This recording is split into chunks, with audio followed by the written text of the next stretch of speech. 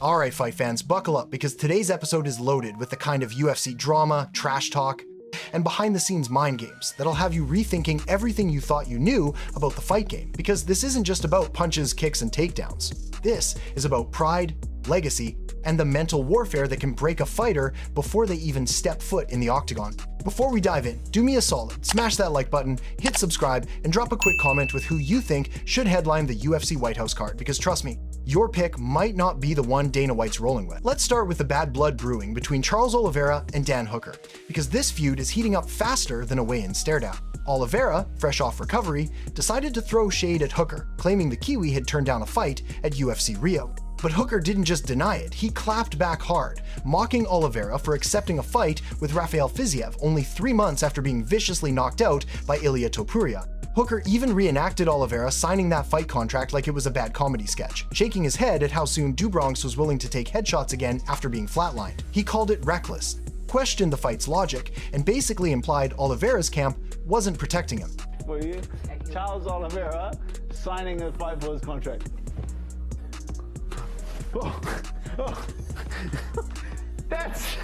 Are you serious? Are you serious? That's 6 weeks ago, he was knocked out bad, unconscious. And now in 8 weeks time, he's gonna step in the cage against Rafael Fiziev. That's three and a half months. In fight psychology, that's a direct hit, not at his skills, but at his decision making. And that can plant seeds of doubt leading into fight week. Hooker's playing more than just the trash talk game here, he's trying to take control of the narrative. Speaking of narratives, Khamzat Chimaev has one locked and loaded for Paulo Costa, and it's not pretty.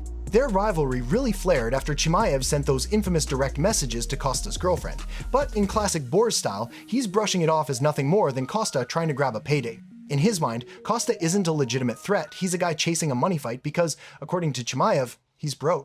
Khamzat pointed out that he's already beaten fighters who have beaten Costa, which he framed as proof. Costa doesn't even belong in the conversation. Costa tried to call you out. He's been here on the podcast, and people try to make these wars on Instagram, make the war in the UFC, but some of this stuff you feel like you have nothing to even do with it. You're over here focused. You're like, I don't even know how that happened. So before, a long time before, when I was starting with MMA, some stuff became like personal listings, you know, so now it's just a fun.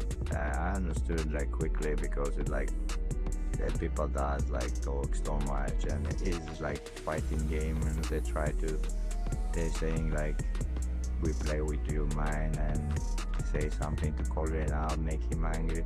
I don't care what Paulo Costa says. I have my life, I has my bank account better than his 10 times, so I would be happy, you know. So this guy is poor, but that's why he's trying to call me out and make money, you know.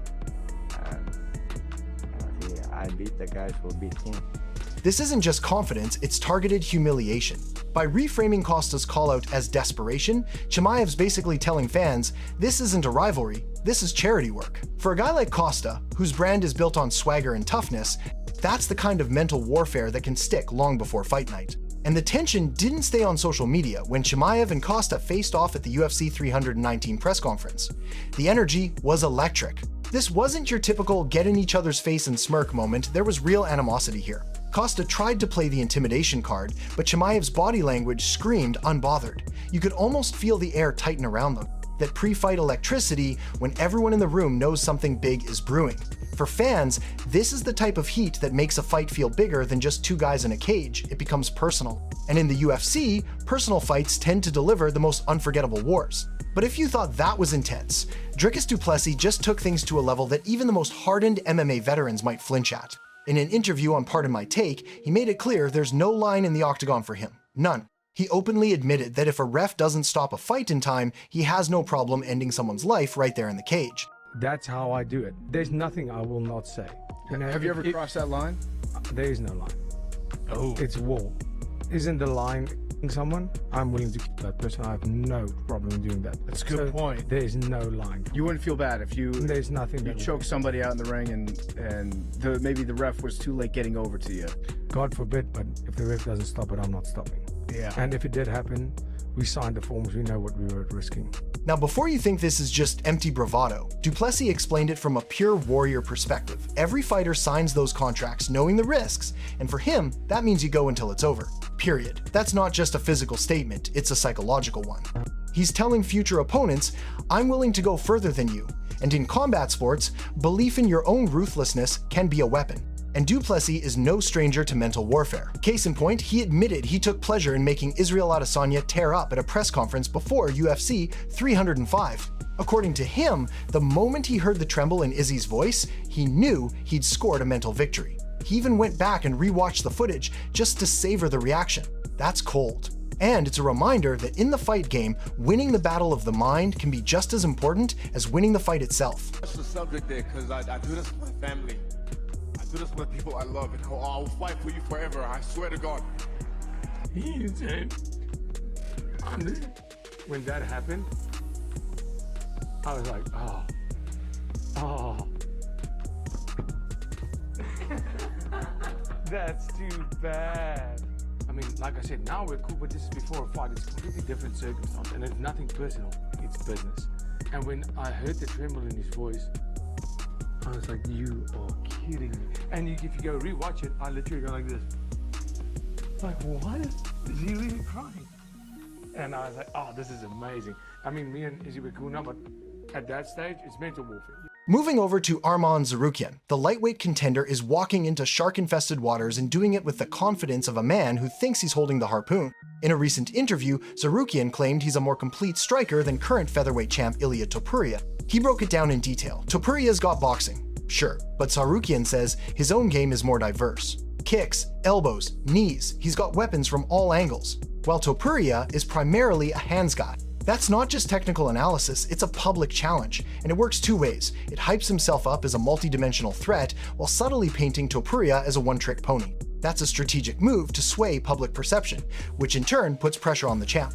While Arman's talking his talk, Ilia Topuria's out here living his best life, spending time with his people, soaking up the champion lifestyle before stepping back in to defend his belt. And that contrast? It tells its own story. One guy's on the grind, talking about the holes in the champ's game, while the champ is cooling off in the spotlight. Sometimes, that split in energy can set the tone for how fans see the matchup and perception matters. I think Ilia is as special as everybody says he is.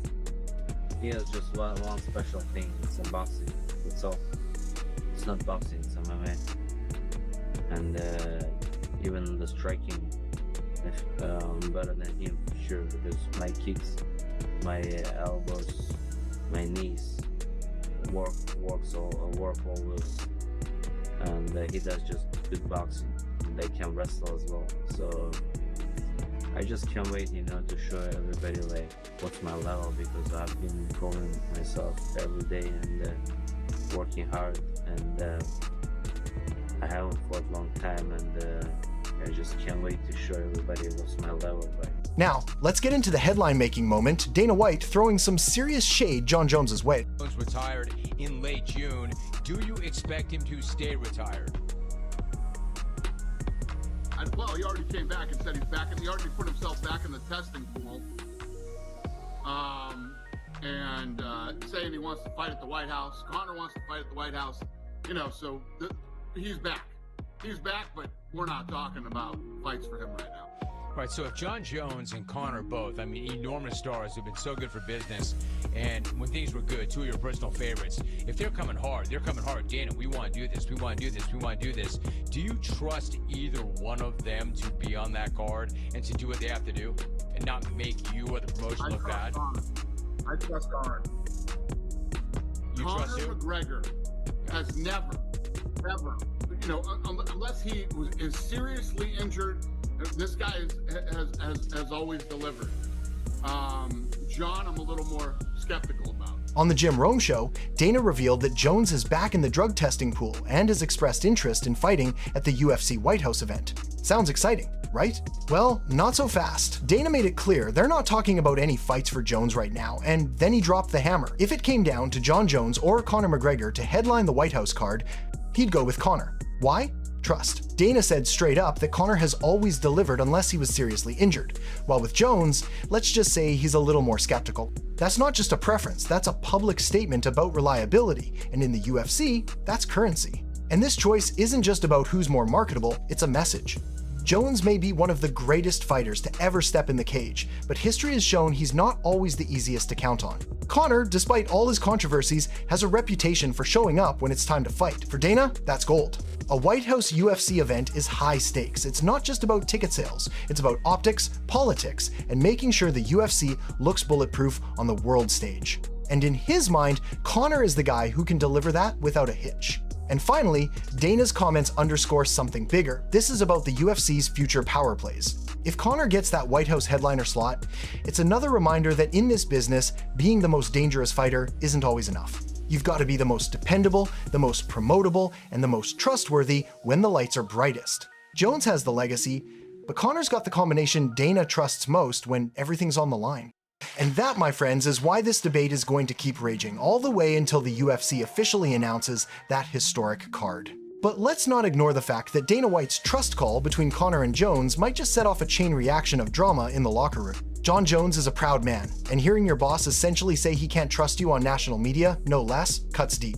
Jones has always prided himself on being the guy when it comes to big moments, so this could either light a fire under him or push him further away from the UFC spotlight. And you know what that means? Potential Twitter rants, cryptic Instagram posts, maybe even a surprise call-out just to remind the world who the real pound-for-pound king is. In the UFC, sometimes the fights outside the cage are just as telling as the ones inside it, and if Jones decides to make this personal, we could be looking at a social media war that dominates headlines for weeks. Meanwhile, Conor McGregor is probably somewhere grinning ear to ear, knowing Dana publicly stamped him as Mr. Reliable. You don't give a guy like Conor that kind of leverage without consequences. He's a master of building hype, and he'll milk this moment for everything it's worth. Expect cryptic tweets, flashy training clips, and maybe even a staged White House-ready promo just to cement himself in that spot before Jones even has a chance to react. McGregor thrives in these power plays. It's not just about fighting for him, it's about controlling the spotlight. And right now, the spotlight is swinging his way fast. If Jones wants to reclaim it, he's gonna have to do more than just train. He's gonna have to outmaneuver one of the best self-promoters in combat sports history. And hanging in the background of all this chaos, the rest of the roster watching closely, because a UFC White House event is history in the making. Whoever headlines becomes part of a moment that will be replayed for decades, and every fighter with star potential knows it. Guys like Khamzat Chimaev, Islam Makhachev, Sean O'Malley, they're all calculating their moves. This isn't just about being the best, it's about being ready when opportunity comes knocking.